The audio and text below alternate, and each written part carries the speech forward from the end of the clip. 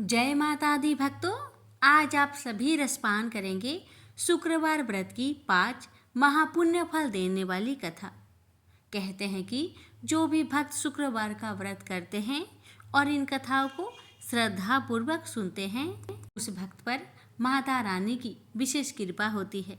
तो आइए अपने और अपने पूरे परिवार की मंगल कामना को करते हुए इस पावन कथा का रसपान करते हैं। एक दिन लक्ष्मी जी की बड़ी बहन ज्येष्ठा ने उनसे कहा, बहुत दिनों से एक बात मेरे मस्तिष्क में कौध रही है। सोचती हूँ कि आज तुमसे पूछूं या नहीं। लक्ष्मी जी बोली, ऐसी क्या बात है बहन? मन में जो कुछ भी है निसंकोच पूछो। वैसे भी कोई बात मन में न रखकर उसका समाधान कर लेना ही बुद्धिमानी है। लक्ष्मी जी ने मुस्कुराकर कहा, मैं अक्सर यही सोचती रहती हूँ कि सुंदरता में हम दोनों बराबर हैं, फिर भी लोग तुम्हारा आदर करते हैं और मैं जहां भी जाती हूँ वहां उदासी छा जाती है। मुझे लोगों की घृणा और क्रोध का शिकार होना पड़ता है, जबकि हम दोनों सगी बहनें हैं। ऐसा क्यों? लक्ष्मी जी ने हंसकर कहा, सगी बहन या समान सुंदरता होने से ही आदर नहीं मिलता, उसके लिए अपने को भी कुछ करना चाहिए। लोग मेरा आदर इसलिए करते हैं क्योंकि मैं उनके घर पहुंचते ही सुख के साधन जुटा देती हूँ। संपत्ति और वैभव से आनंदित होकर लोग मेरा उपकार मानते हैं, तभी मेरी पूजा करते हैं। उधर तुम्हारा यह हाल है कि जिसके यहाँ भी तुम जाती हो उसको गरीबी, रोग और आपदा सहनी पड़ती है। इसी वजह से लोग तुमसे घृणा करते हैं।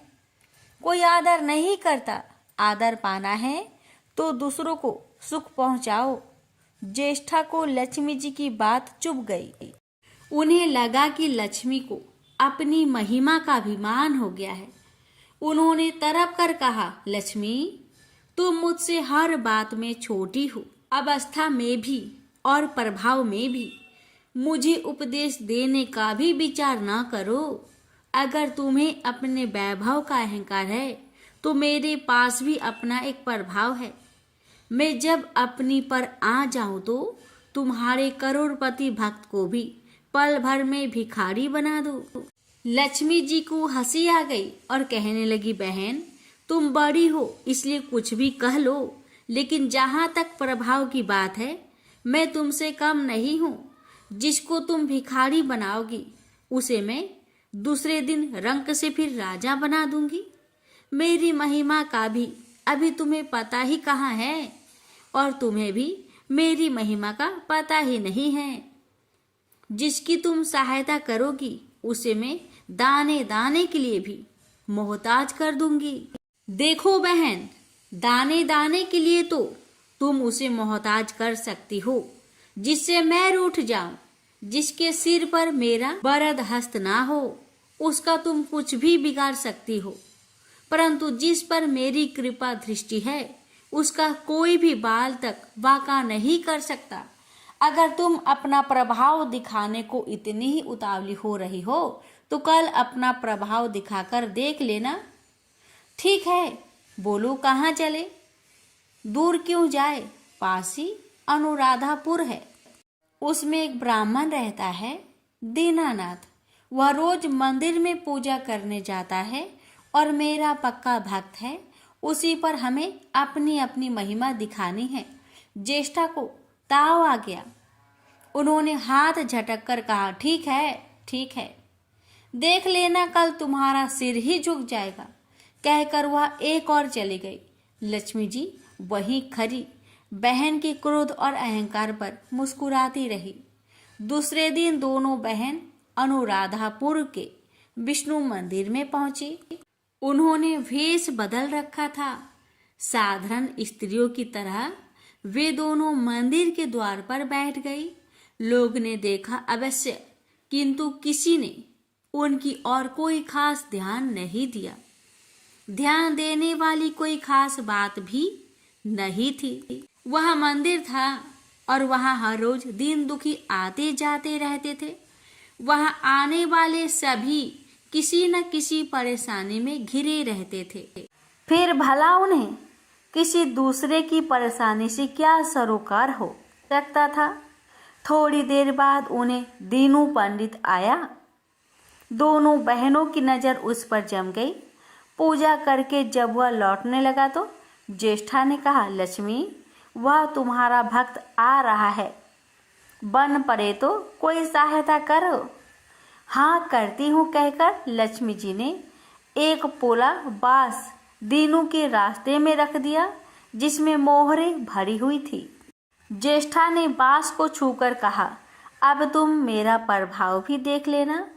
पूजा करके लौट रहे दीनू ने रास्ते में पड़ा हुआ वह बांस का टुकड़ा उठा लिया। उसका विचार था कि वह किसी न किसी काम में आ जाएगा। घर में 100 जरूरतें होती हैं। अभी वह पंडित कुछ ही आगे बढ़ा था कि उसे एक लड़का मिला। लड़के ने पहले पंडित जी से राम राम की, फिर बड़ी ही नम्रता से बोला, पंडित जी, मुझे अपनी चारपाई के लिए बिल्कुल ऐसा ही बांस चाहिए। दादाजी ने यह कहकर भेजा है कि जाओ बाजार से ले आओ। ऐसा बांस पंडित जी कहाँ मिलेगा? दीनू ने कहा, मैंने मोल नहीं लिया, रास्ते में पड़ा था सो उठा लाया। लो, तुम्हें जरूरत है तो तुम ही रख लो। वैसे बाजार में 1 रुपए से कम का नहीं है। लड़के ने चवन्नी देते हुए कहा, मगर मेरे पास तो यह चवन्नी है। पंडित जी, अभी तो आप इसे ही रखिए, बाकी 12 आने शाम को दे जाऊंगा। पंडित जी खुश थे कि बिना किसी हिल हुज्जत के रुपया कमा लिया। दीनू पंडित जी ने चवन्नी लेकर बांस लड़के को दे दिया और वह चवन्नी अपनी डोलची में रख दी। मंदिर के पास खड़ी दोनों देवियाँ यह सारी लीला देख रही थी। ज्येष्ठा ने कहा, लक्ष्मी, देखो तुमने, तुम्हारी इतनी सारी मोहरे मात्र एक चवन्नी में बिक गई। और अभी क्या, यह चवन्नी भी तुम्हारे भक्त के पास नहीं रुकेगी। चलो उसके पीछे चलते हैं और देखते हैं कि क्या होता है। दोनों बहनें दीपू के पीछे पीछे चलने लगी। एक तालाब के पास दीनू ने डोलची रख दी और कमल के फूल तोड़ने लगा। उसी बीच एक 4 वाहे का लड़का आया और डोलची में रखी हुई चवन्नी लेकर भाग गया। दीनू को पता ही नहीं चला। फूल तोड़कर वह अपने घर चलने लगा। इतने में वही लड़का आता हुआ दिखाई दिया जिसने चवन्नी देकर उससे बांस ले लिया था। करीब आकर वह बोला, पंडित जी, यह बांस तो बहुत बचनी है। दादाजी ने कहा कि कोई हल्का बांस चाहिए, इसकी चारपाई ठीक ना होगी। यह लीजिए, आप अपना बांस वापस ले लीजिए, कहकर उसने बांस पंडित जी के हवाले कर दिया। दीनू ने बांस ले लिया, लेकिन चवन्नी तो डोलची में थी ही नहीं। अब उसने कहा, बेटा, चवन्नी तो कहीं गिर गई, तुम मेरे साथ घर चलो, वहाँ दूसरी दे दूंगा। इस समय मेरे पास एक भी पैसा नहीं है, तब आप जाइए, मैं शाम को आकर घर से ले लूँगा। यह कहकर लड़का अपनी राह लौट गया। बांस फिर से पंडित जी के ही पास आ गया और लक्ष्मी जी होले से मुस्कुराई। उनको इस प्रकार मुस्कुराते देखकर ज्येष्ठा मन ही मन में जल उठी। वह बोली, अभी तो खेल शुरू ही हुआ है, देखते चलो कि मैं इसे कैसे तिगनी का नाच नचाती हूँ। दीनू बेचारा इस सब बातों से बेखबर अपनी ही धुन में आगे बढ़ा चला जा रहा था। उसे क्या पता था कि वह शतरंज का मोहरा बना हुआ है। वह तो धूप छाव की भांति दोनों बहनों का प्रभाव सहता चुपचाप चला जा रहा था। आगे चलकर गांव का एक अहीर मिला। उसने दीनू को चवन्नी वापस करते हुए बताया, पंडित जी, मेरा लड़का आपकी डोलची से यह चवन्नी उठा लाया था। वह बड़ा ही शैतान है। मैं आपकी वही चवन्नी लौटाने आया हूँ। हो सके तो उस शैतान को माफ कर दीजिएगा। दीनू ने आशीर्वाद देकर चवन्नी ले ली और प्रसन्न मन से उस लड़के को पुकारने लगा, जो शाम को घर आकर चवन्नी लेने की बात कहकर लौटा जा रहा था। आवाज सुनकर लड़का लौट आया। अपनी चवन्नी वापस पाकर वह भी प्रसन्न हो गया। दीनू पंडित निश्चित मन से घर की ओर बढ़ने लगा। उसके एक हाथ में पूजा की डोलची थी और दूसरे हाथ में वही 5 हाथ का लंबा बांस। राह चलते दीनू पंडित सोच रहा था, बांस तो काफी बजनी है तो मजबूत भी होगा, क्योंकि ठोस है। इसे दरवाजे के छप्पर में लगा दूंगा, कई साल के लिए बल्ली से छुटकारा मिल जाएगा। ज्येष्ठा को उसके विचार पर क्रोध आ गया। लक्ष्मी जी के प्रभाव से दीनू को लाभ होता देख वह मन ही मन बुरी तरह जली जा रही थी। जब उन्होंने देखा कि पंडित का घर करीब आ गया है तो कोई उपाय न पाकर उन्होंने दीनू को मार डालने का विचार किया। उन्होंने कहा, लक्ष्मी, धन संपत्ति तो मैं छीन ही लेती हूँ, अब तुम्हारे भक्त के प्राण भी ले लूंगी। देखो वह किस तरह तरप तरप कर मरता है। और वह तुरंत सांप बनकर दीनू की ओर दौड़ पड़ी। लक्ष्मी जी को तनी सा भी घबराहट नहीं हुई। वह उसी तरह खड़ी मुस्कुराती रही। सहसा दीनू चौक पड़ा। एक भयानक सांप फन उठाए उसकी ओर झपट रहा था। प्राण तो सभी को प्रिय होते हैं, उपाय रहते कोई अपने को संकट में नहीं पड़ने देता। दीनू ने पगडंडी वाला रास्ता छोड़ दिया और एक और को भागने लगा, लेकिन सांप बनी ज्येष्ठा उसे भला कहाँ छोड़ने वाली थी। वह तो उस गरीब के प्राणों की प्यासी हो चुकी थी। वह भी दीनू के आगे पीछे दाएं बाएं बराबर दौड़ती ही रही। दीनू घबरा गया। उसने हाथ जोड़कर कहा, हे नाग देवता, मैंने आपका कुछ नहीं बिगाड़ा है, शांति से अपनी राह लौट जाइए। आखिर क्यों मुझ गरीब के पीछे पड़े हो? व्यर्थ में किसी ब्राह्मण को सताना अच्छी बात नहीं है। लेकिन वह नाग तो ज्येष्ठा का रूप था, जो दीनू को किसी भी तरह डसना चाहता था। प्रार्थना पर कुछ भी ध्यान ना देकर वह सांप एक बारगी फुफकारता हुआ झपट पड़ा। जब दीनू ने देख लिया कि बिना संघर्ष किए अब जान नहीं बचेगी, तो उसने प्राण रक्षा के लिए भरपूर जोर लगाकर वही बांस सांप के ऊपर दे मारा।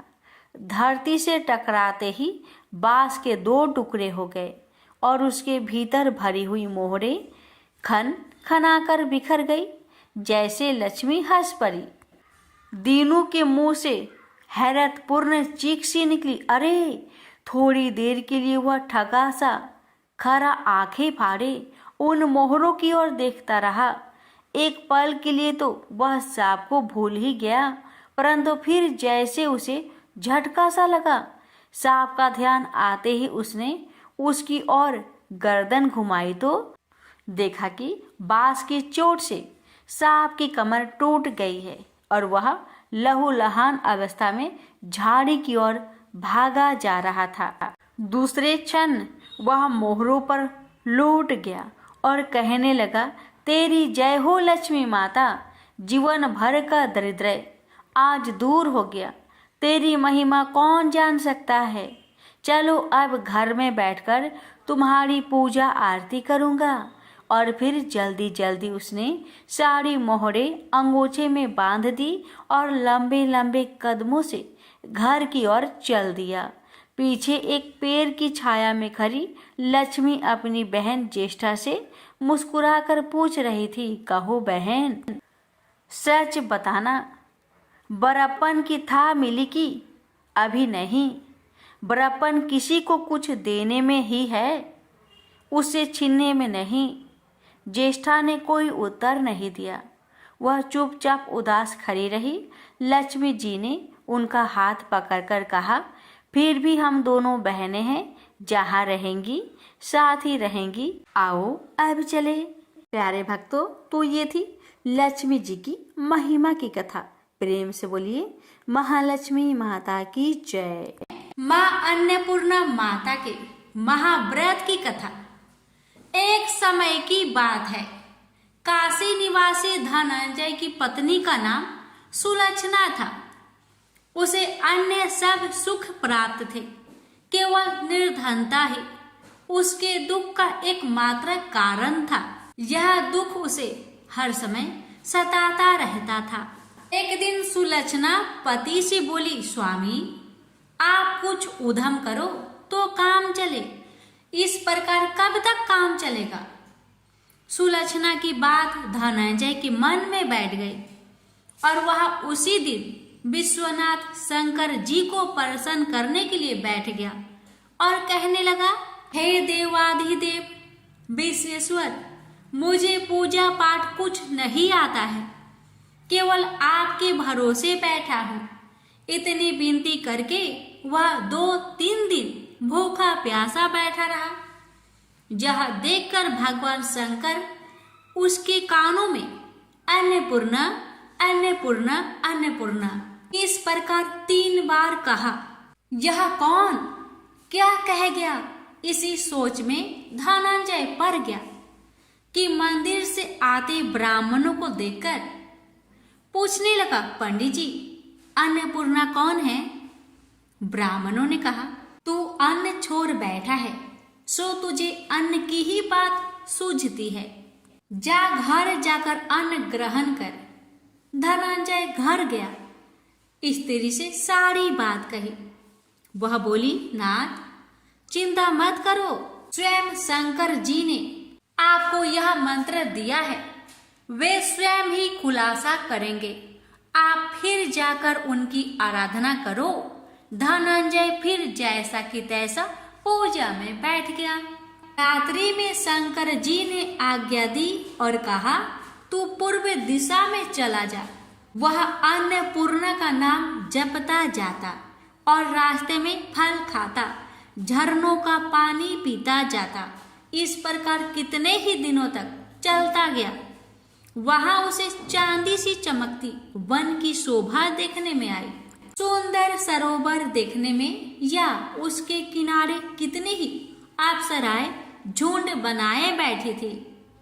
एक कथा सुनती और सब मिलकर माँ अन्नपूर्णा इस प्रकार बार बार कहती थी। यह अगहन मास की उजेली रात्रि थी और आज से ही व्रत का आरंभ था। जिस शब्द की खोज करने वहां निकला था वह उसे वहां सुनने को मिला। धनंजय ने उनके पास जाकर पूछा, हे देवियों, आप यह क्या करती हो। उन सब ने कहा, हम सब माँ अन्नपूर्णा का व्रत करती हैं। धनंजय ने पूछा, व्रत पूजा करने से क्या होता है, यह किसी ने किया भी है, इसे कब किया जाए, कैसा व्रत है और कैसी विधि है, मुझसे भी विस्तार से बताओ। वे कहने लगे, इस व्रत को सब कोई कर सकते हैं। 21 दिन तक के लिए 21 गांठ का सूत लेना चाहिए। 21 दिन यदि ना बने तो एक दिन उपवास करे, या भी ना बने तो केवल कथा सुनकर प्रसाद ले। निराहार रहकर कथा कहे, कथा सुनने वाला कोई ना मिले तो पीपल के पत्तों को रख सुपारी या घृत कुमारी वृक्ष को सामने कर, दीपक को साक्षी कर, सूर्य गाय तुलसी या महादेव को बिना कथा सुनाए मुख में दाना न डाले। यदि भूल से कुछ पड़ जाए तो एक दिवस फिर उपवास करे। व्रत के दिन क्रोध ना करे और झूठ ना बोले। धनंजय बोला, इस व्रत के करने से क्या होगा। वे कहने लगी, इसके करने से अंधों को नेत्र मिले, लुल्लू को हाथ मिले, निर्धन के घर धन आए, बाझीन को संतान मिले, मूर्ख को विद्या आए। जिस कामना से व्रत करे माँ उसकी इच्छा पूरी करती है। वह कहने लगा, बहिनों, मेरे पास भी धन नहीं है, विद्या नहीं है, कुछ भी तो नहीं है, मैं तो दुखिया ब्राह्मण हूँ, मुझे इस व्रत का सूत दोगी? हाँ भाई, तेरा कल्याण हो, हम तुम्हें अवश्य देंगे। ले इस व्रत का मंगल सूत्र ले। धनंजय ने व्रत किया, व्रत पूरा हुआ। तभी सरोवर में से 21 खंड की स्वर्ण सीरी हीरा मोती जरी हुई प्रकट हुई। धनंजय अन्नपूर्णा अन्नपूर्णा कहता जाता था। इस प्रकार कितनी ही सीढ़ियां उतर गया तो क्या देखता है कि करोड़ों सूर्य से प्रकाशमान अन्नपूर्णा का मंदिर है। उसके सामने स्वर्ण सिंहासन पर माता अन्नपूर्णा विराजमान है। सामने भिक्षा हेतु शंकर भगवान खड़े हैं। देवंगनाएं चवर डुलाती है, कितने ही हथियार बंधे पहरा देती हैं। धनंजय दौड़कर जगदम्बा के चरणों में गिर गया। देवी उसके मन का कलेश जान गई। धनंजय कहने लगा, माता आप तो अंतर्यामी हो, आपको अपनी दशा क्या बताओ? माता बोली, मेरा व्रत किया है, क्या संसार तेरा सत्कार करेगा। माता ने धनंजय की जिह्वा पर बीज मंत्र लिख दिया। अब तो उसके रोम रोम में विद्या प्रकट हो गई।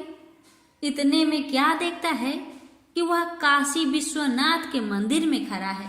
माँ का वरदान ले धनंजय घर आया। सुलक्षणा से सब बात कही। माता जी की कृपा से उसके घर में संपत्ति उमड़ने लगी। छोटा सा घर बहुत बड़ा गिना जाने लगा। जैसे शहद के छत्ते में मक्खियां जमा होती है, उसी प्रकार अनेक सगे संबंधी आकर उसकी बड़ाई करने लगे। कहने लगे, इतना धन और इतना बड़ा घर, सुंदर संतान नहीं तो इस कमाई का कौन भोग करेगा। सुलक्षणा से संतान नहीं है, इसलिए तुम दूसरा विवाह करो। अनिच्छा होते हुए भी धनंजय को दूसरा विवाह करना पड़ा और सती सुलक्षणा को सौत का दुख उठाना पड़ा। इस प्रकार दिन बीतते गए। फिर अगहन मास आया। नए बंधन से बंधे पति से सुलक्षणा ने कहलाया कि हम व्रत के प्रभाव से सुखी हुए हैं, इस कारण यह व्रत छोड़ना नहीं चाहिए। यह माता जी का प्रताप है जो हम इतने संपन्न और सुखी हैं। सुलक्षणा की बात सुन धनंजय उसके यहाँ आया और व्रत में बैठ गया। नई बहू को इस व्रत की खबर नहीं थी। वह धनंजय के आने की राह देख रही थी। दिन बीतते गए और व्रत पूर्ण होने में 3 दिवस बाकी थे कि नई बहू को खबर पड़ी। उसके मन में ईर्ष्या की ज्वाला दहक रही थी।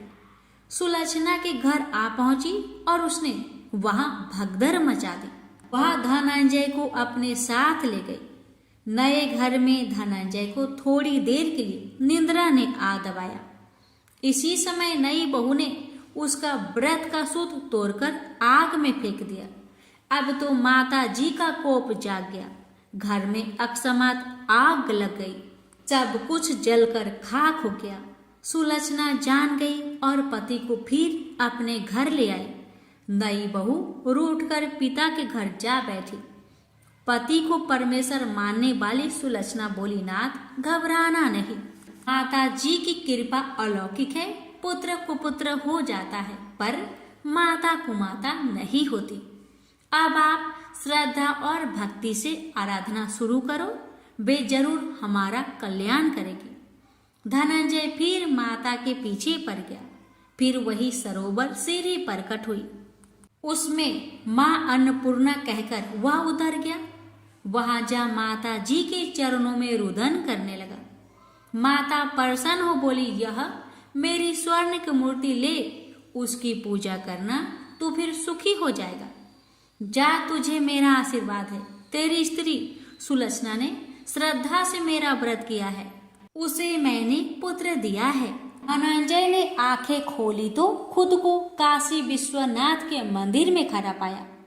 वहां से फिर उसी प्रकार घर को आया।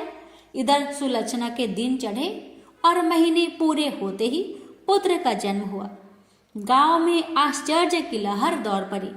इस प्रकार उसी गांव के निसंतान सेठ के पुत्र होने पर उसने माता अन्नपूर्णा का मंदिर बनवा दिया। उसमें माताजी धूमधाम से पधारी, यज्ञ किया और धनंजय को मंदिर के आचार्य का पद दे दिया। जीविका के लिए मंदिर की दक्षिणा और रहने के लिए बड़ा सुंदर सा भवन दिया। धनंजय स्त्री पुत्र सहित वहां रहने लगा। माताजी की चढ़ावे में भरपूर आमदनी होने लगी। उधर नई बहू के पिता के घर डाका पड़ा, सब लुट गया। वे भीख मांगकर पेट भरने लगे। सुलक्षणा ने यह सुना तो उन्हें बुला भेजा, अलग घर में रख लिया और उनके अन्य वस्त्र का प्रबंध कर दिया। धनंजय, सुलक्षणा और उसका पुत्र माताजी की कृपा से आनंद से रहने लगे। माताजी ने जैसे इनके भंडार भरे वैसे सबके भंडार भरे। प्रेम से बोलिए, अन्नपूर्णा माताजी की जय। हर हर महादेव। माता पार्वती की जय। संतोषी माता की व्रत कथा। कथा इस प्रकार है।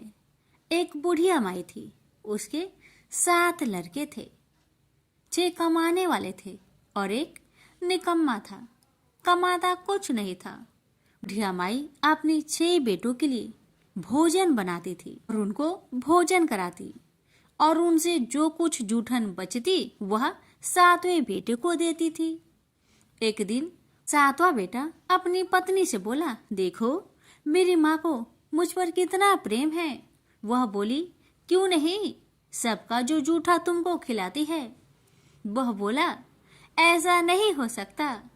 मैं जब तक अपनी आंखों से ना देख लूं, मैं मान नहीं सकता कि मेरी माँ मेरे साथ ऐसा कर सकती है। कुछ दिन बाद त्योहार आया। घर में 7 प्रकार के भोजन और चूरमे के लड्डू बने। अब सबसे छोटे लड़के ने, यानी कि 7वें लड़के ने, अपना सिर दुखने का बहाना बनाया और पतला चादर ओढ़कर रसोई घर में सो गया, ये देखने के लिए कि मेरी माँ मुझे जूठे भोजन देती है या फिर बनाई हुई ताजी भोजन देती है। लड़का झूठ मूठ का सोने के नाटक करके रसोई घर में सोया हुआ है। वह पतले चादर के अंदर से सब कुछ देख रहा था। तभी 6 भाई भोजन करने आए। उसने देखा माँ ने उनके लिए सुंदर आसन बिछाया, नाना प्रकार की रसोई परोसी और आग्रह करके उन्हें जिमाया, और वह देखता रहा। तब 6 भाइयों ने भोजन करके उठा। तब माँ ने क्या किया कि उनकी बची हुई भोजन, जूठी भोजन थालियों में से इकट्ठा करके सभी लड्डुओं के टुकड़ों को उठाकर एक लड्डू बनाया और सभी जूठन को साफ करके बुढ़िया ने अपने सबसे छोटे लड़के को पुकारा, बेटा 6 भाई भोजन करके चले गए, अब तू ही बाकी है, उठ और खाना खा ले। तब वह बेटा कहने लगा, माँ मुझे आज भूख नहीं लगा है, मुझे भोजन नहीं करना, मैं अब जहाँ नहीं रहूंगा, मैं परदेश चला जाऊंगा। अपने बेटे की बातें सुन माँ ने कहा, बेटा तू कल जाना चाहता है ना, कल क्यों जाएगा, तुम आज ही चला जा। तब बेटा बोला, हाँ माँ मैं आज ही चला जा रहा हूँ। यह कहकर वह घर से निकल गया। चलते समय पत्नी की याद आई। वह गौशाला में उपले थाप रही थी। वहां जाकर वह बोला, हम जावे परदेश, आवेंगे कुछ काल, तुम रहियो संतोष से, धर्म अपनो पाल। पत्नी बोली, जाओ पिया आनंद से, हमरो सोच हटाए, राम भरोसे हम रहे, ईश्वर तुम्हें सहाय। 2 निशानी आपन, देख धरो में धीर, सुधी मति हमारी, बिसारियो रखियो मन गंभीर। पति बोला, मेरे पास तो कुछ नहीं, यह अंगूठी है, सुले और अपनी कुछ निशानी मुझे भी दे। पत्नी बोली, मेरे पास क्या है, यह गोबर से भरा हाथ। यह कहकर पति की पीठ पर गोबर के हाथ की थाप मार दी। अब पति चल दिया। चलते चलते दूर देश पहुंचा। वहां एक साहूकार की दुकान थी। वहां जाकर कहने लगा, भाई मुझे नौकरी पर रख लो। साहूकार को जरूरत थी तो वह बोला, रह जाओ। लड़के ने पूछा, तनख्वाह क्या दोगे? तो साहूकार ने कहा, तुम्हारा काम देखकर तब हम दाम देंगे। साहूकार की नौकरी मिली। वह सुबह 7 बजे से 10 बजे तक नौकरी करने लगा। कुछ दिनों में दुकान का सारा लेन देन, हिसाब किताब, ग्राहकों को माल बेचना, सारा काम करने लगा। साहूकार के 7-8 नौकर थे, वे सब चक्कर खाने लगे। यह तो बहुत होशियार बन गया है। सेठ ने भी काम देखा और 3 महीने में ही उसे आधे मुनाफे का हिस्सेदार बना लिया। वह कुछ वर्ष में ही नामी सेठ बन गया और मालिक सारा कारोबार उस पर छोड़कर चला गया। इधर पति की अनुपस्थिति में उसकी पत्नी को सास ससुर दुख देने लगे। सारी गृहस्थी का काम करा के उसे लकड़ी लेने जंगल में भेजते हैं। इस बीच घर के आटे से जो भूसी निकलती उसकी रोटी बनाकर रख दी जाती और उसके साथ ही फूटे नारियल की नारेली में पानी। एक दिन वह लकड़ी लेने जा रही थी। रास्ते में बहुत सी स्त्रियां संतोषी माता की व्रत करते दिखाई दी। वह लड़की खड़ी होकर कथा सुनने लगी और पूछा, बहनों, तुम किस देवता की व्रत करती हो और उसके करने से क्या फल मिलता है? यदि तुम इस व्रत का विधान मुझे समझाकर कहोगी तो मैं तुम्हारा बड़ा एहसान मानूंगी। तब उनमें से एक स्त्री बोली, सुनो बहन, यह संतोषी माता का व्रत है। इसके करने से निर्धनता, दरिद्रता का नाश होता है और जो कुछ मन में कामना हो सब संतोषी माता की कृपा से पूरी होती है। तब उसने उससे व्रत की विधि पूछी। वह भक्तिनी स्त्री बोली, 1.25 आने का गुड़ चना लेना, इच्छा हो तो 5.25 आने का लेना या फिर 1.25 रुपए का भी सहूलियत के अनुसार लाना। बिना परेशानी और श्रद्धा व प्रेम से जितना भी बन पड़े 1.25 लेना। प्रत्येक शुक्रवार को निराहार रहकर कथा सुनना। इसके बीच कर्म टूटे नहीं, लगातार नियम पालन करते रहना। सुनने वाला कोई न मिले तो घी का दीपक जला उसके आगे या जल के पात्र के सामने रखकर कथा कहना। जब कार्य सिद्ध न हो नियम का पालन करना और कार्य सिद्ध हो जाने पर व्रत का उद्यापन करना। 3 मास में माता फल पूरा करती है। यदि किसी के ग्रह खोटे भी हो तो भी माता वर्ष भर में कार्य सिद्ध करती है। फल सिद्ध होने पर उद्यापन कर लेना चाहिए, बीच में नहीं। उद्यापन में 2.5 सेर आटे का खाजा तथा इसी परिमाण में खीर तथा चने का साग करना। 8 लड़कों को भोजन कराना। जहाँ तक मिले देवर, जेठ, भाई बंधु के हो, न मिले तो रिश्तेदारों और पास पड़ोसियों को बुलाना। उन्हें भोजन करा, यथाशक्ति दक्षिणा दे। माता का नियम पूरा करना। उस दिन घर में खटाई न खाना। यह सुन बुढ़िया माई के लड़के की बहू चल दी। रास्ते में लकड़ी की बोझ को बेच दिया और उन पैसों से गुड़ चना ले माता की व्रत की तैयारी कर आगे चली और सामने मंदिर देखकर पूछने लगी, यह मंदिर किसका है? सब कहने लगे, संतोषी माता का मंदिर है। यह सुनकर माता के मंदिर में जाकर चरणों में लौटने लगी। दीन हो विनती करने लगी, माँ, मैं निपट अज्ञानी हूँ, व्रत के कुछ भी नियम नहीं जानती, मैं दुखी हूँ। हे माँ, जगत जननी, मेरा दुख दूर कर, मैं तेरी शरण में आई हूँ। माता को दया आई। एक शुक्रवार बीता कि दूसरे को उसके पति का पत्र आया और तीसरे शुक्रवार को उसका भेजा हुआ पैसा आ पहुंचा। यह देख जेठ जेठानी मुंह सिडोकने लगी। लड़के ताने देने लगे। काकी के पास पत्र आने लगे, रुपया आने लगा। अब तो काकी की खातिर बढ़ेगी। बेचारी सरलता से कहती, भैया कागज आवे रुपया आवे, हम सब के लिए अच्छा है।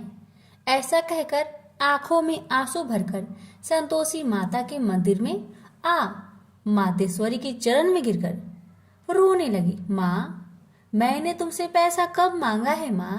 मुझे पैसे से क्या काम है माँ? मुझे तो अपने सुहाग से काम है। मैं तो अपनी स्वामी के दर्शन मांगती हूँ माँ। तब माता ने प्रसन्न होकर कहा, जा बेटी, तेरा स्वामी आएगा। यह सुनकर खुशी से बावली होकर घर जा पहुंची, अपना काम काज करने लगी। अब संतोषी माँ विचार करने लगी, इस भोली पुत्री को मैंने कह तो दिया कि तेरा पति आएगा, लेकिन कैसे? वह तो इसे सपने में भी याद नहीं करता। उसे याद दिलाने को मुझे ही जाना पड़ेगा। इस तरह माता जी उस बुढ़िया के बेटे के पास जा सपने में प्रकट हो कहने लगी, साहूकार के बेटे, तुम सो रहा है या जागता है? वह कहने लगा, माता मैं सोता भी नहीं जागता भी नहीं, कहो क्या आज्ञा है? माता कहने लगी, तेरे घर बार कुछ है कि नहीं? वह बोला, मेरे पास सब कुछ है माँ। माँ बाप है, पत्नी है, क्या कमी है माँ? माँ बोली, भोले पुत्र, तेरी पत्नी घोर कष्ट उठा रही है, तेरे माँ बाप उसे परेशान कर रहे हैं, वह तेरे लिए तरस रही है, तू उसकी सुधि ले। वह बोला, हाँ माता जी, यह तो मालूम है, परंतु जाऊं तो कैसे? परदेश की बात है, लेन देन का कोई हिसाब नहीं है, कोई जाने का रास्ता भी नहीं आता, कैसे चला जाऊं? माँ कहने लगी, मेरी बात मान, सवेरे नहा धोकर संतोषी माता का नाम ले, घी का दीपक जला, दंडवत कर दुकान पर बैठ, देखते देखते तेरा सारा लेन देन चुक जाएगा, जमा का माल बिक जाएगा, साज होते होते धन का भारी ढेर लग जाएगा। माता की बात मानकर वह नहा धोकर संतोषी माता को दंडवत घी का दीपक जला। थोड़ी देर में देने वाले रुपए लाने लगे, लेने वाले हिसाब लेने लगे। कोठे में भरे सामान की खरीदारी नगद दाम में दे सौदा करने लगे। शाम तक धन का भारी ढेर लग गया। मन में माता का नाम ले चमत्कार देख प्रसन्न होकर घर ले जाने के वास्ते गहना कपड़ा सामान खरीदने लगा। यह काम से निपट तुरंत घर को रवाना हुआ। उधर उसकी पत्नी जंगल में लकड़ी लेने जाती है। लौटते वक्त माता जी के मंदिर में विश्राम करती है। वह तो उसके प्रतिदिन रुकने का जो स्थान ठहरा। धूल उड़ती देख वह माता से पूछती है, हे माता, यह धूल कैसे उड़ रही है? माता कहती है, हे पुत्री, तेरा पति आ रहा है, अब तू ऐसा कर, लकड़ियों के 3 बोझ बना ले, एक नदी के किनारे रख और दूसरा मेरे मंदिर पर, वह तीसरा अपने सिर पर।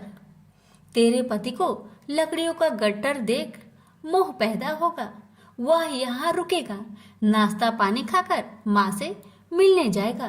तब तू लकड़ियों का बोझ उठाकर जाना और चौक में गट्टर डालकर जोर से आवाज देकर कहना, लो सासू जी, लकड़ियों का गट्टर लो, भूसी की रोटी दो, नारियल की खोपरे में पानी दो, आज मेहमान कौन आया है? माताजी बहुत अच्छा कहकर वह प्रसन्न मन से लकड़ियों के 3 गट्टर बनाई, एक नदी के किनारे पर और एक माताजी के मंदिर पर रखा। इतने में मुसाफिर आ पहुंचा। सूखी लकड़ी देख उसकी इच्छा उत्पन्न हुई कि हम यहीं पर विश्राम करें और भोजन बनाकर खा पीकर गांव जाए। इसी तरह रुककर भोजन बना, विश्राम करके गांव को गया, सबसे प्रेम से मिला। उसी समय सिर पर लकड़ी का गट्टर लिए वह उतावली सी आती है।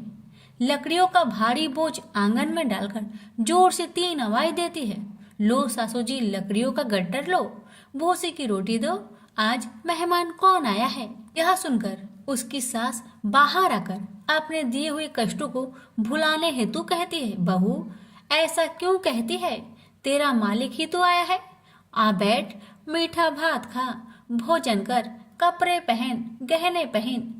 उसकी आवाज सुन उसका पति बाहर आता है, अंगूठी देख व्याकुल हो जाता है और माँ से पूछता है, माँ यह कौन है?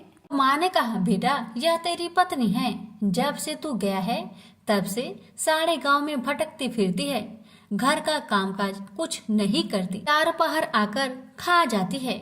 वह बोला, ठीक है माँ, मैंने इसे भी देखा और तुम्हें भी, अब दूसरे घर की ताली दो, मैं उसमें रहूंगा। माँ बोली, ठीक है, जैसी तेरी मर्जी। तब वह दूसरे मकान की तीसरी मंजिल का कमरा खोल सारा सामान जमाया। एक दिन में ही राजा के महल के जैसा ठाट बाट बन गया। अब क्या था, बहू सुख भोगने लगी। इतने में शुक्रवार आया। उसने पति से कहा, मुझे संतोषी माता का व्रत उद्यापन करना है। पति बोला, खुशी से कर लो। वह उद्यापन की तैयारी करने लगी। जेठानी के लड़कों को भोजन के लिए कहने गई। उन्होंने मंजूर किया, परंतु पीछे से जेठानी ने अपने बच्चों को सिखाया, देखो भोजन के समय खटाई मांगना, जिससे उसका उद्यापन पूरा ना हो। अब तो बच्चे जिमने आए, खीर खाना पेट भर के खाए, परंतु बाद में खाते ही कहने लगे, हमें खटाई दो, खीर खाना हमको नहीं भाता, देखकर आरुचि होती है। वह कहने लगी, भाई खटाई किसी को नहीं दी जाएगी, यह माँ संतोषी का प्रसाद है। लड़के उठ खड़े हुए, बोले, पैसे लाओ। भोली बहू कुछ जानती नहीं थी, वह उन बालकों को पैसे दे दिए। लड़के उसी समय हट करके इमली खटाई ले खाने लगे। यह देखकर बहू पर माताजी ने कोप किया। राजा के दूत उसके पति को पकड़कर ले गए। जेठ जेठानी मन माने वचन कहने लगे, लूट लूट कर धन इकट्ठा कर लाया है, अब सब मालूम पड़ जाएगा जब जेल की मार खाएगा। बहू से यह सहन नहीं हुआ। रोती हुई बहू माताजी के मंदिर गई। कहने लगी, हे माता, तुमने क्या किया? हंसाकर अब भक्तों को रुलाने लगी। माता बोली, बेटी तूने उद्यापन करके मेरा व्रत भंग किया है। वह कहने लगी, माता मैंने कुछ अपराध किया है क्या? मैंने तो भूल से लड़कों को पैसे दे दिए थे, मुझे क्षमा करो, मैं फिर तुम्हारा उद्यापन करूंगी। माँ बोली, अब भूल मत करना। माँ कहती है, अब भूल नहीं होगी, अब बतलाओ वो कैसे आएंगे? माँ बोली, जा पुत्री, तेरा पति तुझे रास्ते में आता मिलेगा। वह निकली, राह में पति आता मिला। वही पूछी, कहाँ गए थे? वह कहने लगा, इतना धन जो जमाया है उसका टैक्स राजा ने मांगा था, वह भरने गया था। वह परेशान हो बोली, भला हुआ, अब घर को चलो। कुछ दिन बाद फिर शुक्रवार आया। फिर वह बोली, मुझे माता का उद्यापन करना है। पति ने कहा, करो। पत्नी फिर जेठ के लड़कों को भोजन को कहने गई। ठानी ने एक दो बातें सुनाई। सब लड़कों को सिखाने लगी, तुम सब लोग पहले ही खटाई मांगना। लड़के भोजन से पहले कहने लगे, हमें खीर नहीं खाना, हमारा जी बिगड़ता है, कुछ खटाई खाने को दो। वह बोली, खटाई किसी को नहीं मिलेगा, आना हो तो आओ। वह ब्राह्मण के लड़के को लाकर भोजन कराने लगी। यथाशक्ति दक्षिणा की जगह एक एक फल उन्हें दिया। संतोषी माता प्रसन्न हुई। माता की कृपा होते ही 9वें मास में उसके चंद्रमा के समान सुंदर पुत्र प्राप्त हुआ। पुत्र को पाकर प्रतिदिन माताजी के मंदिर में जाने लगी। माँ ने सोचा, यह रोज आती है, आज क्यों न आए, इसके घर चलो। यह विचार कर माता ने भयानक रूप बनाया। गुड़ चने से सना मुख, ऊपर सूर्य के समान होठ, उस पर मक्खियां भीन भीन कर रही थी। दहली पर पैर रखते ही उसकी सास चिल्लाई, देखो रे देखो, कोई चुड़ैल डाकिन चली आ रही है, लड़कों इसे भगाओ नहीं तो किसी को खा जाएगी। लड़के भागने लगे, चिल्लाकर खिड़की बंद करने लगे। बहू रोशनदान में देख रही थी। प्रसन्नता से पगली बंद चिल्लाने लगी, आज मेरी माँ मेरे घर आई है, आज मेरी माता मेरे घर आई है। वह बच्चों को दूध पीने से हटाती थी। इतने में सास का क्रोध फट पड़ा। वह बोली, क्यों उतावली हुई है, बच्चे को पटक दिया। इतने में माँ के प्रताप से लड़के ही लड़के नजर आने लगे। वह बोली, माँ जिसका मैं व्रत करती हूँ, यह वही संतोषी माता है। सबने माता जी के चरण पकड़ लिए और विनती कर कहने लगे, हे माता, हम मूर्ख हैं, अज्ञानी हैं, तुम्हारे व्रत की विधि हम नहीं जानते, व्रत भंग कर हमने बड़ा अपराध किया है। जग माता, आप हमारा अपराध क्षमा करो। इस प्रकार माता प्रसन्न हुई, बहू को प्रसन्न हो जैसा फल दिया। वैसा माता सबको दे, जो पढ़े उसका मनोरथ पूर्ण हो, जो सुने उसका भी मनोरथ पूर्ण हो। प्रेम से बोलिए संतोषी माता की जय। वैभव लक्ष्मी व्रत कथा। लाखों की जनसंख्या को अपने में समेटे कुशीनगर एक महानगर था। जैसे कि अन्य महानगरों की जीवनचर्या होती है, वैसा ही कुछ यहाँ भी था। यानी बुराई अधिक, अच्छाई कम, पाप अधिक, पुण्य कम। इसी कुशीनगर में हरिवंश नामक एक सद्गृहस्थ अपनी पत्नी दामिनी के साथ सुखी संपन्न जीवन गुजार रहा था। दोनों ही बड़े नेक और संतोषी स्वभाव के थे। धार्मिक कार्य अनुष्ठानों में उनकी अपार श्रद्धा थी। दुनियादारी से उनका कोई विशेष लेना देना नहीं था। अपने में ही मगन गृहस्थ की गाड़ी खींचे चले जा रहे थे दोनों। किसी ने ठीक ही कहा है, संकट और अतिथि के आने के लिए कोई समय निर्धारित नहीं होता। कुछ ऐसा ही हुआ दामिनी के साथ। जब उसका पति हरिवंश न जाने कैसे बुरे लोगों की संगत में फंस गया और घर गृहस्थी से उनका मन उचट गया। देर रात शराब पीकर घर आना और गाली गलौज तथा मारपीट करना उसका नित्य का नियम सा बन गया था। जुए, राटे, रेस तथा वैश्यगमन जैसे बुरे कर्म भी कुसंगति के बदौलत उसके पल्ले पड़ गए। धन कमाने की तीव्र लालसा ने हरिवंश की बुद्धि हर ली और उसको अच्छे बुरे का भी ज्ञान न रहा। घर में जो कुछ भी था सब उसके दुर्व्यसनों की भेंट चढ़ गया। जो लोग पहले उसका सम्मान करते थे अब उसे देखते ही रास्ता बदलने लगे। भूखमरी की हालत में भिखमंगों के समान उनकी स्थिति हो गई। लेकिन दामिनी बेहद संयमी और आस्थावान तथा संस्कारी स्त्री थी। ईश्वर पर उसे अटल विश्वास था। वह जानती थी कि यह सब कर्मों का फल है। दुख के बाद सुख तो एक दिन आना ही है। अचानक एक दिन दोपहर के समय द्वार पे हुई दस्तक की आवाज सुनकर दामिनी की तंद्रा भंग हुई। अतिथि सत्कार के भय मात्र से उसकी अंतर आत्मा कांप उठी, क्योंकि घर में अन्न का एक दाना भी नहीं था जो अतिथि की सेवा में अर्पित किया जा सकता।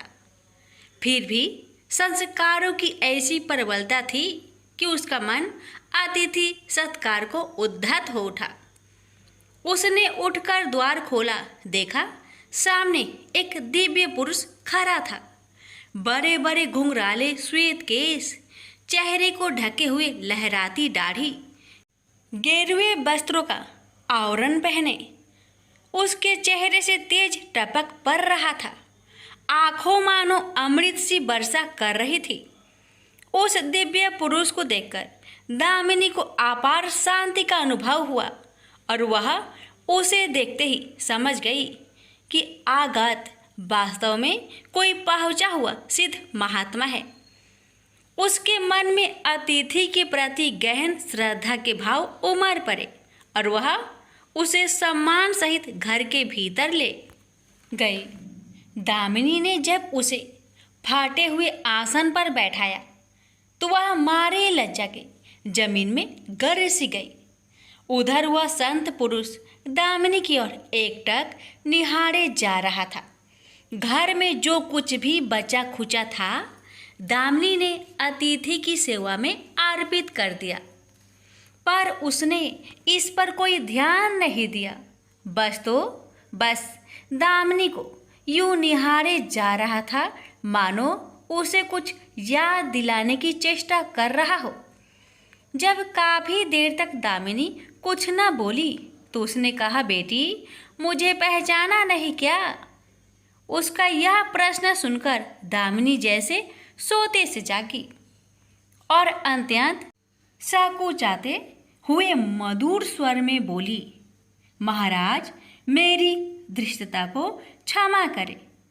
जो आप जैसे दिव्य पुरुष को मैं पहचान कर भी नहीं पहचान पा रही हूँ। पारिवारिक कष्टों ने तो जैसे मेरी सोचने समझने की शक्ति ही छीन ली है। लेकिन यह निश्चित है कि संकट की इस घड़ी में मुझे आप जैसे साधु पुरुष का ही सहारा है। तभी जैसे दामिनी को कुछ याद हो आया, वह उस साधु के चरणों में गिरकर बोल उठी, अब मैं आपको पहचान गई हूँ महाराज। स्नेहा रूपी अमृत की वर्षा करने वाले अपने शुभ चिंतक को कोई कैसे भूल सकता है भला। वास्तव में वह साधु मंदिर की राह के मध्य में बनी अपनी कुटिया के बाहर बट वृक्ष के नीचे बैठ साधना किया करता था और मंदिर आने जाने वाले सभी श्रद्धालु से प्रणाम करके स्वयं को कृतार्थ अनुभव करते थे।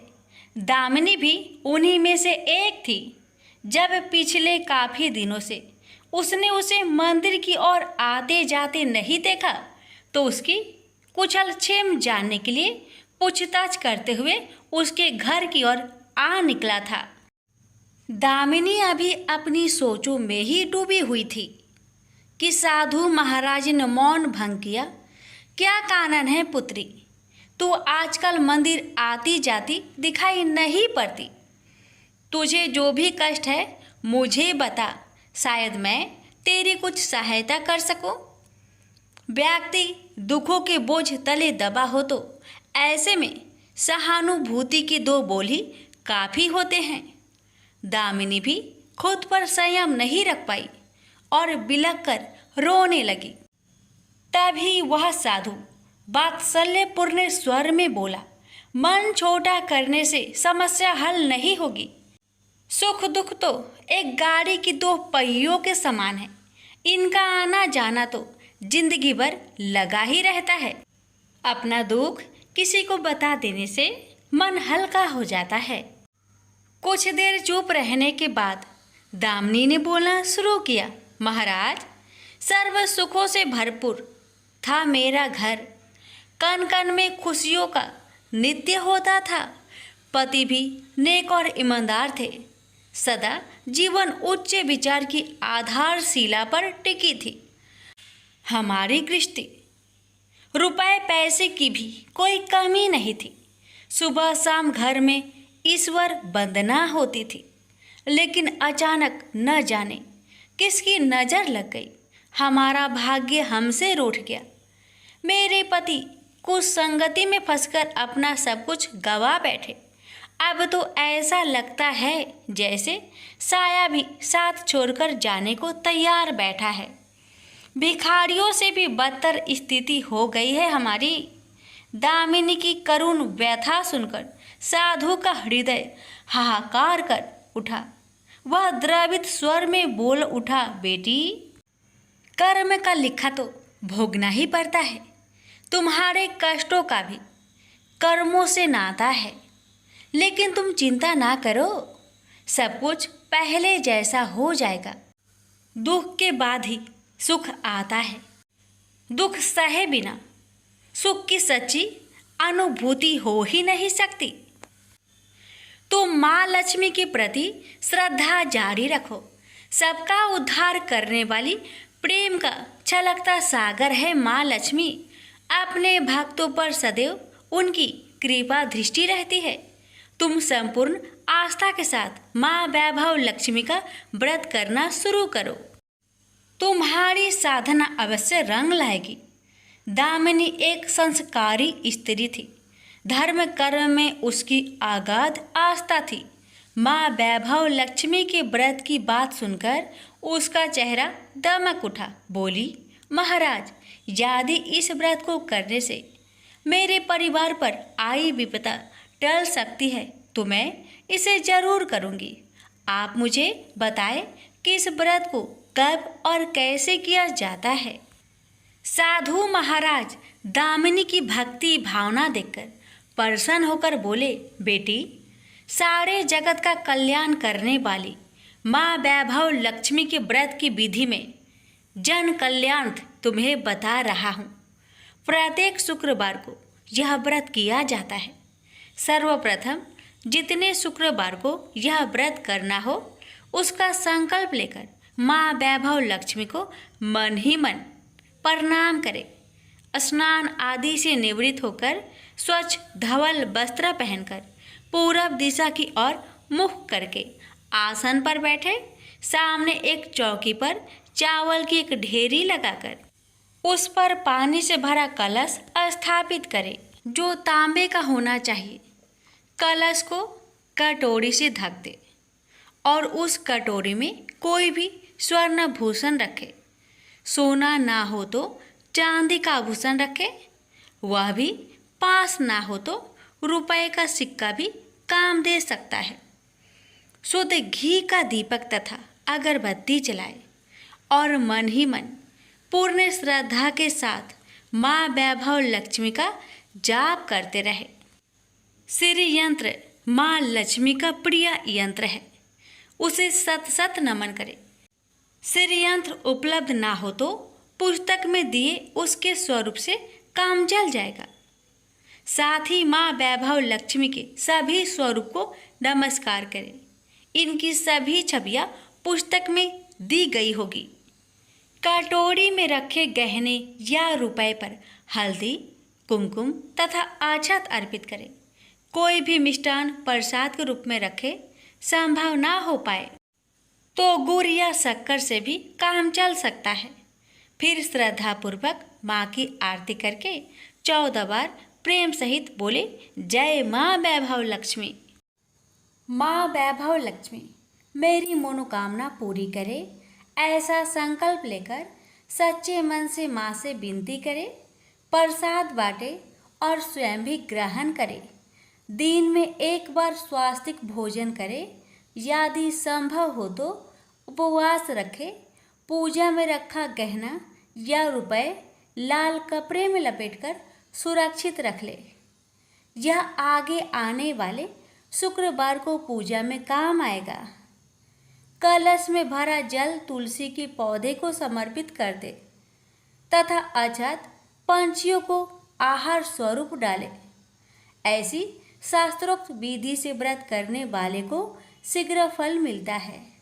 साधु महाराज के मुख रविंद से यह वृत्तांत सुन दामिनी पुलकित हो उठी। उनके चरण स्पर्श कर उत्साहित स्वर में बोली, अब लगे हाथ उद्यापन की विधि भी बता दे महाराज, इसके बिना तो व्रत अधूरा ही रह जाएगा। अवश्य बेटी, कहकर साधु महाराज उद्यापन की विधि बताने लगे।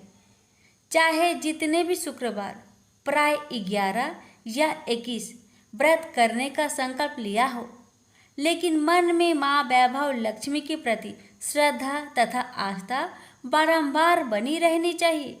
जिस दिन अंतिम शुक्रवार का व्रत हो उस दिन शास्त्रोक्त विधि से उद्यापन किया जाता है।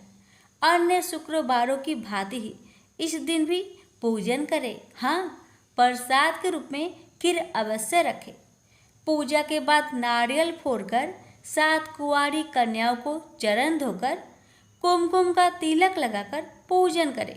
उन्हें सामर्थ्य अनुसार दक्षिणा दें और माँ वैभव लक्ष्मी व्रत की पुस्तकें उपहार स्वरूप भेंट में दें। फिर प्रसाद के रूप में खीर वितरित करें। अब माँ वैभव लक्ष्मी के सभी स्वरूप को मन ही मन नमन करते हुए कहे, हे माँ, यदि मैंने शुद्ध तथा निर्मल हृदय से आपकी स्तुति करते हुए वैभव लक्ष्मी व्रत विधि विधान अनुसार पूर्ण किया हो तो मेरी मनोकामना अवश्य पूरी करना। संतानहीनों को संतान देने वाली, दुखियों का दुख हरने वाली, अखंड सौभाग्य का वरदान देने वाली, कुंवारी कन्याओं को मन चाहा वर देने वाली माँ वैभव लक्ष्मी, आपकी महिमा अपरंपार है। अपने हर भक्त की विपत्तियां हरकर उन्हें सुख समृद्धि प्रदान करना। साधु महाराज से वैभव लक्ष्मी व्रत का शास्त्रों ज्ञान प्राप्त करके दामिनी भाव विभोर हो उठी। उसे अपने भीतर एक अनोखे तथा असीमित आत्मबल का संचार होता महसूस हुआ। उसने भी माँ वैभव लक्ष्मी के 21 व्रत आते शुक्रवार से शुरू करने का संकल्प लेकर साधु महाराज को आदर सहित विदा किया और मन ही मन माँ वैभव लक्ष्मी का स्तुति गान करने लगी। 2 दिन बाद ही शुक्रवार आ गया। उससे पहली रात दुखों की मारी दामिनी ठीक से सो भी न सकी। माँ वैभव लक्ष्मी के व्रत करने से उसकी समस्याओं का अंत हो जाएगा, यह सोचकर वह मुंह अंधेरी उठ बैठी और स्नान आदि कर स्वच्छ वस्त्र धारण किए।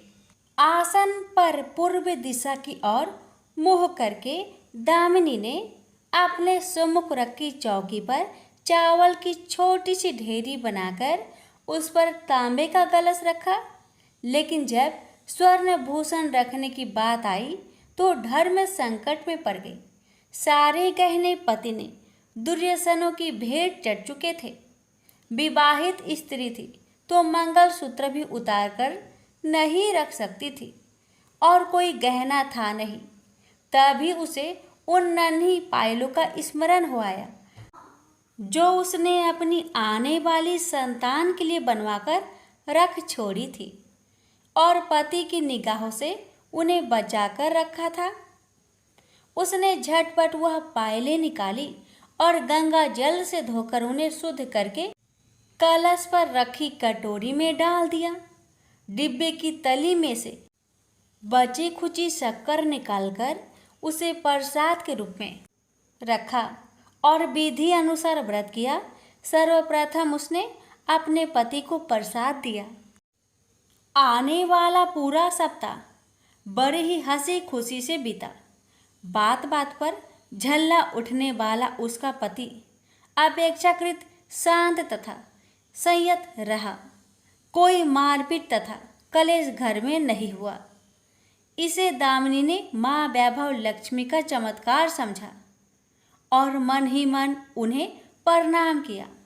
माँ वैभव लक्ष्मी के प्रति उसकी आस्था और भी बलवती हो गई। इसी प्रकार शास्त्रोक्त विधि से दामिनी ने 20 शुक्रवार के व्रत पूरे कर लिए। इस बीच कई परिवर्तन हुए थे। उसका पति कुसंगति छोड़कर सीधी राह पर आ गया था और उसका कामकाज भी जमने लगा था। घर में यदि किसी चीज की बहुतायत नहीं थी तो कमी भी नहीं रह गई थी। यह सब माँ वैभव लक्ष्मी के चमत्कार और दामिनी की आस्था तथा विश्वास का परिणाम था। 21वें शुक्रवार को व्रत का उद्यापन करना था। साधु महाराज के वचन अब भी मानो दामिनी के कानों में गूंज रहे थे। उनकी बताई विधि के अनुसार ही दामिनी ने शास्त्रोक्त विधि से उद्यापन किया। 7 कुंवारी कन्याओं को भोजन कराकर दक्षिणा दी। आसपास की सौभाग्यवती स्त्रियों में प्रसाद तथा माँ वैभव लक्ष्मी व्रत कथा की पुस्तकें वितरित की। माँ वैभव लक्ष्मी के हर स्वरूप को प्रणाम किया और कहा, आपकी महिमा निराली है माँ। आपने मेरे सारे दुख हर लिए, मेरी सभी मनोकामनाएं पूर्ण कर दी। मेरा उजड़ा घर फिर से बस गया। मेरा यह नया जीवन आप ही की देन है माँ। मैं आजीवन आपकी पूजा अर्चना करूंगी और दूसरों को भी आपकी महिमा से अवगत कराकर वैभव लक्ष्मी के व्रत रखने के लिए प्रेरित करूंगी। बोलो जय माँ वैभव लक्ष्मी, आपकी सदा ही जय। अब सुनिए तुलसी महिमा की कथा। प्राचीन समय की बात है। किसी गांव में एक ब्राह्मण रहता था। परिवार में सिर्फ पति पत्नी थे। उनकी कोई संतान नहीं थी। उस देश का राजा सोमदत्त बहुत ही दानशील साधु संतों की सेवा करने वाला था। प्रचंड पराक्रमी होने के साथ साथ वह कला का भी बहुत बड़ा पारखी था। राजा प्रतिदिन पूजा पाठ करके ब्राह्मणों को, गरीबों को अपनी शक्ति से ऊपर दान किया करता था। चारों तरफ उसके राज्य में सत्य का वास था। राजा को सब सुख वैभव प्राप्त था। राजा एक पत्नी व्रत था, लेकिन राजा की कोई संतान नहीं थी। इसी दुख में राजा उतना सुख होने के बाद भी बेचैन रहता था। एक दिन ब्राह्मण की पत्नी ब्राह्मण से बोली कि दूसरे राज्य से आकर कई साधु संत ब्राह्मण राजा से दान दक्षिणा ले जाते हैं, लेकिन आप क्यों नहीं जाते राजा के दरबार में? कब तक हम लोग ऐसे गरीबी में दिन काटेंगे? तो ब्राह्मण बोलता है कि भद्रे, राजा में इतनी सामर्थ्य नहीं है कि वो मेरी इच्छा अनुसार दान दे सके, बस इसलिए नहीं जाता मैं, और जाना नहीं चाहता कि मेरे कारण राजा का मान भंग हो जाएगा। एक दिन ब्राह्मणी जीत में आ गई और ब्राह्मण को राजा के पास जाना पड़ा। राजा अपने दरबार में राजकाज में व्यस्त था। उसी समय पहरी सूचना लाया कि एक ब्राह्मण देव द्वार पर पधारे हैं। राजा स्वयं उठकर गया और उन्हें अंदर लाया, उचित स्वागत सत्कार किया और उनसे आने का कारण पूछा। ब्राह्मण ने कहा कि हे राजन, हम आपके पास एक याचक बनकर आए हैं, हम आपसे कुछ दान चाहिए। राजा ब्राह्मण के चरणों में नमन करते हुए बोला कि मैं किसी को दान करूं, ये मेरी हस्ती नहीं है, बस प्रभु के प्रसाद स्वरूप कुछ द्रव आदि दे देता हूं। राजा की इस विनय ने ब्राह्मण को मोह लिया। ब्राह्मण बोला, राजन, हमें अधिक कुछ नहीं चाहिए। तब राजा ने कहा कि हे ब्रीप श्रेष्ठ, आप आदेश कीजिए, आपको क्या चाहिए? मैं वचन देता हूं कि आपको निराश नहीं होना पड़ेगा। तब ब्राह्मण ने कहा कि हे राजन, हमें आपकी मेहनत की कमाई का दान चाहिए, फिर वो एक आना भी हो तो बहुत है।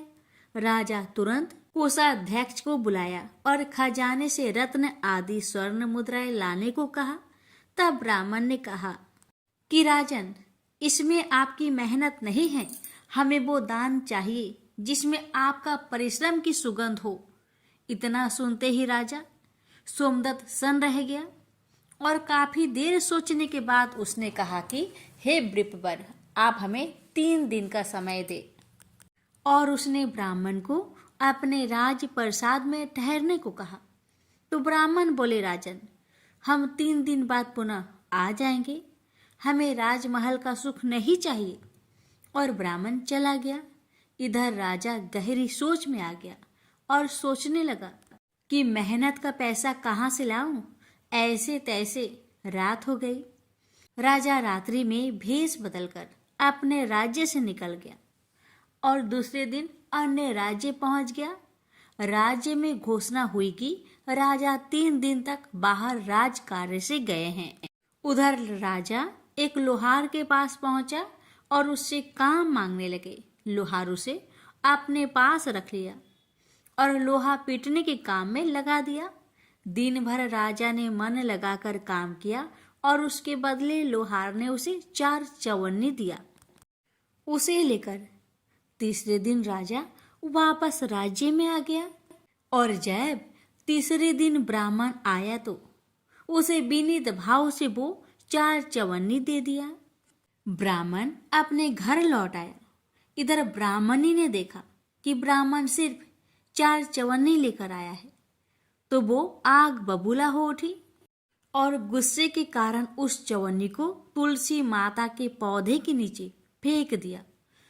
जैसे तैसे कुछ दिन बीते और तुलसी माता से लगकर 4 पौधे निकल आए जिनसे मोती झरते थे।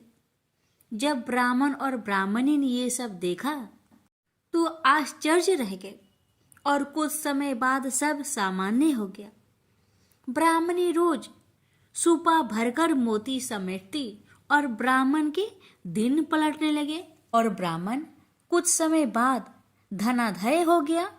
धीरे धीरे ये बात राज्य भर में फैल गई और फिर एक दिन राजा को इस बात का पता चला।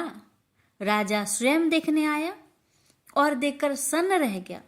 राजा ने ब्राह्मण से इसका कारण पूछा तो ब्राह्मण ने कहा कि राजन, हमें इस विषय में कुछ नहीं पता कि ये पौधे किस प्रकार के हैं और इनसे मोती झरने का रहस्य क्या है? राजा ने दूसरे दिन आदेश दिया कि उन पौधों को उखाड़कर देखा जाए और मजदूर लगाए गए। मजदूर दिन भर खोदते रहे पर उस पौधे की जड़ नहीं मिली। चौथे दिन एक चमत्कार हुआ। बिना खोदे ही अब गहराई बढ़ती चली गई और जब सब नीचे झांक कर देखे तो क्या देखते हैं कि पौधे की जड़ें पृथ्वी के नीचे किसी जलाशय में धंसी हुई है। राजा ने नीचे उतरने का निश्चय किया और राजा सहित ब्राह्मण नीचे उतरने लगे। कुछ समय बाद राजा, रानी, मंत्री, ब्राह्मण सब नीचे उतर गए और उस जलाशय के समीप पहुंचे। वो बहुत सुंदर स्थान था। उसी समय एक नौका आई और आकाशवाणी हुई कि सभी इस नौके में सवार हो जाओ। ऐसा सुनकर सब उस नाव में सवार हो गए और चमत्कारिक रूप से वो नौका उस नदी के अंदर समा गई। अंदर जाने पर पता चला कि वो साधारण जलाशय नहीं बल्कि साक्षात क्षीर सागर है। नीचे पहुंचने पर सबको शेष सैया भगवान श्री हरि दिखाई दिए और उनके नाभि से वो चारों पौधे के जड़ लगे हुए दिखे जो प्रभु के नाभि निकल रहे थे। राजा सहित सब ये देखकर आश्चर्यचकित रह गए और इसका रहस्य पूछे। तब प्रभु ने कहा, राजन, सोमदत्त, ये पौधे उस चवन्नी रूप बीज से उत्पन्न हुए हैं जो तुमने ब्राह्मण को दिए थे। ब्राह्मणी ने तो उनको ऐसे ही फेंक दी और हमें ये लीला करनी पड़ी। प्रभु के साक्षात दर्शन होने के बाद राजा सहित सभी लोग प्रभु की स्तुति करने लगे। भगवान श्री नारायण ने कहा कि हे ब्राह्मण, हे राजन, हमारा दर्शन अमोघ है, अतः कोई वर मांगो। दोनों ने पुत्र प्राप्ति का वर मांगा और समय बीतने पर दोनों के घर सुंदर पुत्र उत्पन्न हुए और सब आनंद से रहने लगे। कथा का सार, बड़े बड़े राजमहलों और अरबों खरबों की कमाई से भी अनमोल मेहनत से कमाए गए कुछ पैसे हैं जिसमें साक्षात महालक्ष्मी जी का वास होता है। इसी कारण कहा जाता है, पुण्य का जड़ पाताल में होता है। ये कथा पद्म पुराण की है। श्री विष्णु पुराण में भी ये कथा आती है। प्रेम से बोलिए लक्ष्मीपति विष्णु भगवान की जय, तुलसी महारानी की जय।